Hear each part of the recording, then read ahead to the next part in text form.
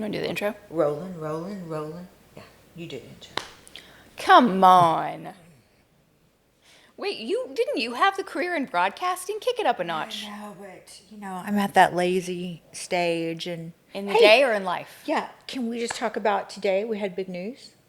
We did have big news. Yeah.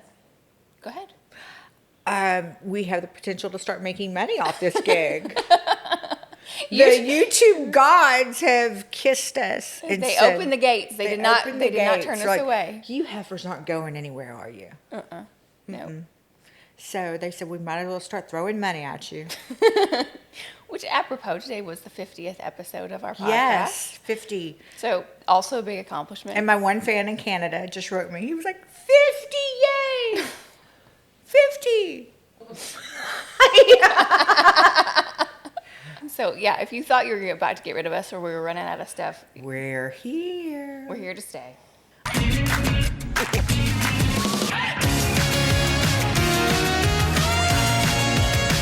N Kristi. We are recovering. We're recovering from... We did. It was move-in, college move-in, and I actually did better than I thought I'd do. I mean, a lot of the parents were... I don't think I saw anybody cry. Really? No, I think I saw people skip out of the parking lot. Oh, my child did. I was like, bye, see ya. Okay, y'all gotta leave. I do have to tell you, when we dropped her off on Monday, we still had 4 more days. Yes. In town with her. Well, in my mind, I had this fantasy that I better stay because what if she changes her mind and she doesn't want to stay? As if that was even a choice. So instead, we suffered through what ended up probably being the last Airbnb available to book. Well, I gotten spoiled because our good friends Ben and Ralph have a beautiful Airbnb, and that's where I stayed last time. But we did get to go see them, but it had been booked up. They filmed movies there. Okay, so yeah. So do you want to talk about that? Yes. The Vampire Diaries. Vampire Diaries. Yes. Something that I'm not super adept in. But, the Vampire Diaries was filmed primarily at their mansion, which is the Lockwood Mansion. And how many years ago was the Vampire? So funny you should ask. I actually pulled it up here. The Vampire Diaries were a franchise that were active from years 2009, 2022. So wait, there was one series that went all that time? Yes, the Vampire Diaries universe. So, much like yourself, I didn't realize that there was such a cult following to vampires. I didn't know there was such a big deal for vampires. But on every corner of this town, there was Vampire Diaries tour or, get your blood bag. There was one bar serving blood bags. And I said, this is serious. Like, this is, like, if you're somebody that has been fascinated by the vampire world, I'm sure that this little town was on your bucket list. I had no idea that vampire authors could make that kind of money. They can. And I had no idea that it was such a following. I mean, that everybody that we saw that was kind of drifting through the town, it was so charming. So and the town, Atlanta. Yeah, the town itself is so charming, but the actual Lockwood Mansion, where these characters filmed the show, and the lead characters, that was their bedroom. We got a tour of the whole house. Right. Which is not part of the tour, it's just the grounds. So you have to be a friend if you want that tour, if you want that inside edition. Yes. Architectural Digest tour. Them. Just love them. And so they took us all through and gave us different little tidbits about where Vampire Diaries was. Certain scenes was filmed here and there. And when I stayed there before, I couldn't believe it. I bet you they had 75 or 80 people coming through the grounds a day. Yeah, so their actual mansion is on 3.5, 4 acres? I think it's like 5.5 acres. It's a beautiful. Everything is manicured down to every blade of grass. And they have a little adjoining sort of like carriage house. Cottage house. That if you want to come and stay, you can book, you can stay on the property. I'm sure they, come out and greet you as guests. I didn't stay there, but when you and Sinclair went to visit.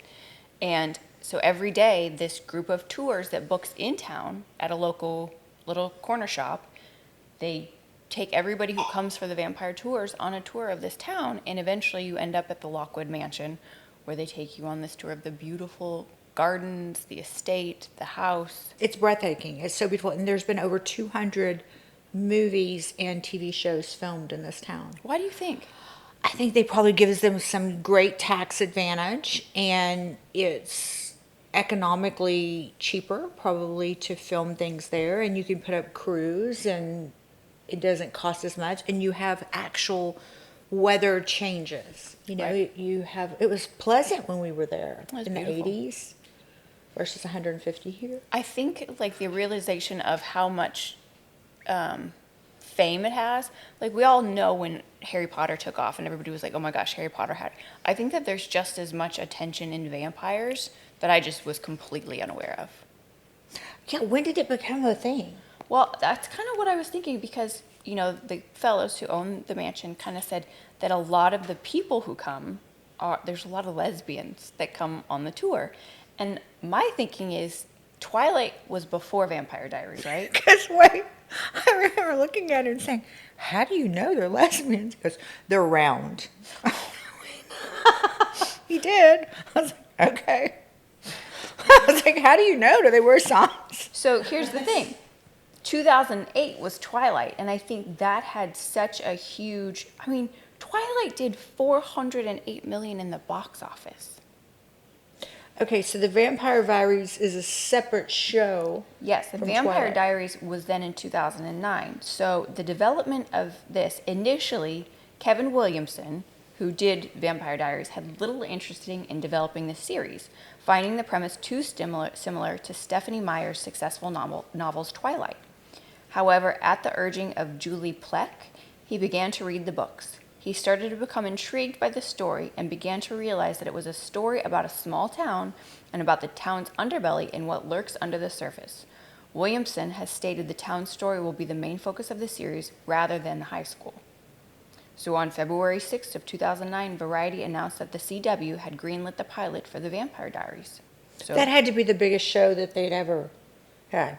the rest of the seasons have been, the pilot episode was filmed in Vancouver. However, the rest of the seasons have been filmed in Covington, Georgia. And that's also where they filmed The Dukes of Hazzard, In the Heat of the Night, Smokey and the Bandit, Cannonball Run. Do you remember Buffy the Vampire Slayer? Sure. That had a big deal too. That was, what's her butt? Sarah Michelle Gellar. And all on the same network. So there's something to that, you know. But I think Kristen Stewart, who played in Twilight, when she came out as a lesbian, that is what then turned a lot of that sapphic culture on to lesbians. Okay. Don't you think? Sure. Well, that'd be my guess. Somebody let me know if I'm right on that. I didn't get to see the people. I mean, I saw large groups of people coming on the property, but I didn't remember zeroing anybody out that looked any different. But, you know, they're paying quite a bit of money to come through there twice a day, and they give the tours. And I just was so surprised that, you know, 15 years ago that this began, and it's still so popular. And they said they had a huge resurgence during COVID, people rewatching the series. They said, because I thought too, I was like, you know, eventually after the show's over, you're thinking you're going to have a lot of die down and traction and, you know, people showing up. And they said they had more people reach out during COVID, said, if I don't watch this show or have some connection to it, I'm not going to live. Like, I'm going to die. And they were serious. I'm like, there's a cult follow, but you have to look at all the authors like Stephen King. He writes that sort of paranormal sci-fi, you know, there's a huge demographic of readers that want that level of escapism when they read. I know we're sitting here laughing because we like autobiographies and documentaries. No, I just keep thinking about years ago how I was in New Orleans and I wasn't really doing anything sitting on the commode, but I had my Palm Pilot. And do you remember before they were iPhones, and they had a little stick that would come up on the end, and you had a little stylus, and you try to type and punch out.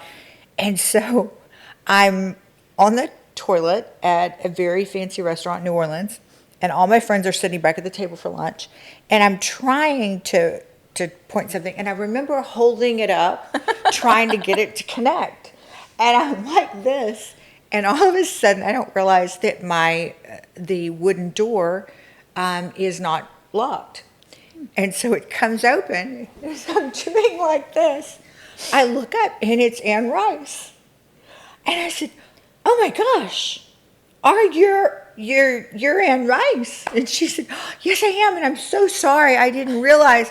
Well, I go to stand up, and I wasn't even thinking, and basically my ankles are hobbled. So I go falling forward into Anne Rice, and she catches me, and we're on the ground, and we're rolling around. And I said, "I can't believe this is happening." And she said, "I know, me too." And I said, I'm a writer too, and I'm just such a huge fan. And she finally got up and she goes, "Well, what's your favorite thing that I've written?" And I go, "I don't think I've ever read any of your stuff." I'm not really a vampire person. She went, "Oh, okay." So I guess you didn't get an autograph that day, did you? No. Oh my gosh, we both went crashing to the ground, and I guess it's locational. You just had to be there, but. Oh no, I feel it. But she was it in New Orleans. Everyone loved Anne Rice, and those tours and would go by her house, and I was like, "There's that many vampire fans?" Huh. Yeah, I think we have to delve into that whole, like, a different world of this kind of stuff that we want to write. Because we've talked about it. Yeah. I just don't know if the vampire things, I mean, do they have good powers and they I don't know. I use think it for maybe we should evil? watch. There's a whole show we can go. There's 13 years worth we can go watch. I don't know if I'm dedicated to that kind of commitment. We'll let Is there a everybody. Reader's Digest version that? I'll let you know. Who was like the first one that was kind of like the that Brad Pitt movie, Interview with the Vampire. Interview. Christian Slater. Anne Rice, you're right. Well, Look at I mean, you. there's only like 3 vampire authors. So- and I can't tell you who the other 2 are.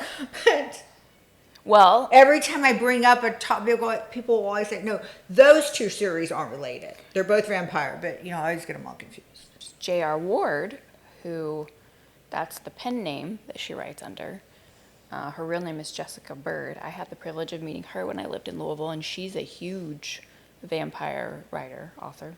Anne Rice, Tim Lucas, Yeah, none of them know me either. Stephen King. There's actually a lot. Way more than I would have thought. Okay, we might have to here 33 best vampire books to sink your teeth There's into. 33? These are the best books. But some of them go back to like the late 1800s. Yeah, I think I'm out. That craze, I think, has passed me.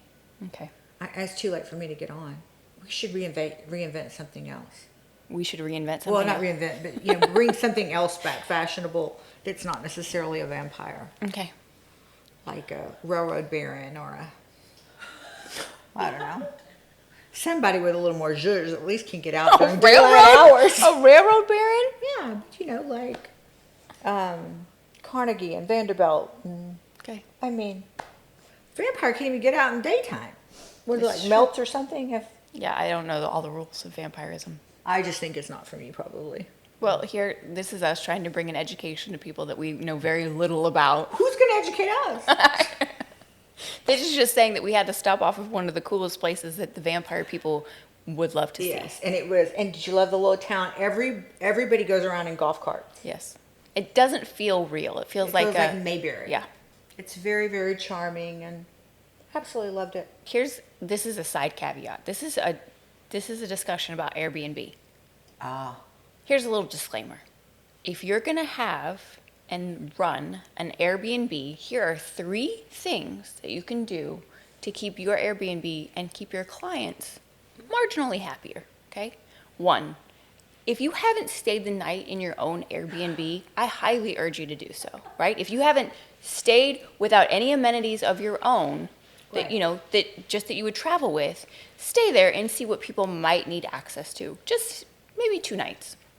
Number 2, have a shower head that has actual pressure more than like a beach trickle at a water faucet. Right. Right? Like Agreed. just a shower head pressure. And number 3, bedding. Betty. Bedding is everything. I'm talking about sheets. I'm talking about pillows. I'm talking about, I had probably some of the fabric that you could liken to maybe, Sandpaper. yeah, or I was going to say like an orphanage in the China in the 60s. Like I think one of the pillows I used had to have been at least 50 years old. Well, and one of the other things, like one of the places we stayed, we were in for 4 days, and I went to go do some laundry, and I walked in, and the laundry facility's right there, and up at the top, like I'm not traveling with laundry detergent, but there were 2 laundry pods. Is like there a high crime rate for laundry detergent pods that I don't know those about? Kids are eating them at a high rate. But like really, and then the trash bags, like there was 1 trash bag or 1 roll of paper towels. Like I get you don't want somebody to come in and steal your loot of supplies that you have available to service your Airbnb. Airbnb survivor. That's true. Because we had to at least go to the store 3 times to get the things that we either, and it highlights the comfort of staying in a hotel where you know that somebody's going to get fired if it's not cleaned properly. Right. You have access to call a lobby if you need an extra blanket or a more comfortable pillow. And I'm not trying to be a diva because I think that I'm pretty accommodating when it comes to things like that. But when you're gone for that length of time and sometimes paying more than what you'd pay to stay the night in a hotel, just have a few extra comforts that are easily affordable when you're charging people that kind of money to stay in your home. It made the next place look so It made the next place with concrete floors look like the Taj Mahal. Right. Because you could walk around and everything felt, they put that little bit of extra into it. Right. So that's just my side note about Airbnb. I wonder if there's independent Airbnb review sites. I'm sure Reddit's a treasure trove. Oh, that's And it's like, I have to say that I had and this is the other thing. The first Airbnb is, they send you this whole list before you check in of these are the rules or whatever. Well, the first one was booked under your name. So I didn't get that list, right? And let's just take a step further to say you probably didn't read it in its fullness. No. And so on the second day, when all of a sudden we walk in and I realize the air conditioner, which is set to a balmy 64, is cranking up towards 79 degrees, I realize there's an issue with the air conditioner. And so I go out, I check the unit, I make sure the fan's running, but then I also realize that it's frozen. And so before I send a complaint email, I ask you for the check-in guidelines. And it does say on there, please do not set thermostat. And here's the really big red flag. If we'd known this, we wouldn't have booked it. But it says don't set below like 71 degrees or the unit will freeze. So the remaining 71? The remaining 2 days we spent in 80-degree, uninhabitable, no water pressure. Oh, and here's the other thing. They had taken what was an old house and likely needed to be gutted and completely rehabbed, and they just spruced it up. So on the ceiling, you could see where they had painted over what was likely water spots. Right. On the floor, you could see that they had taken out the old floor, but instead of putting a new subfloor, they just put over it. And where I removed a rug, there was a hole. And it was just, and we rented a place that had a fenced-in backyard so the dogs could use the backyard. None of my dogs are bigger than like 12 pounds, and there was at least a 6-inch gap from the floor to the bottom of the fence. So they couldn't even use the backyard. Yeah. So here was my bitch session. I'm done being a Karen for the day, but I gotta tell you. It was a good But thing. what prevents me from going on and leaving a bad review? Why don't I don't want to do that. Because they can leave one in return. Can they?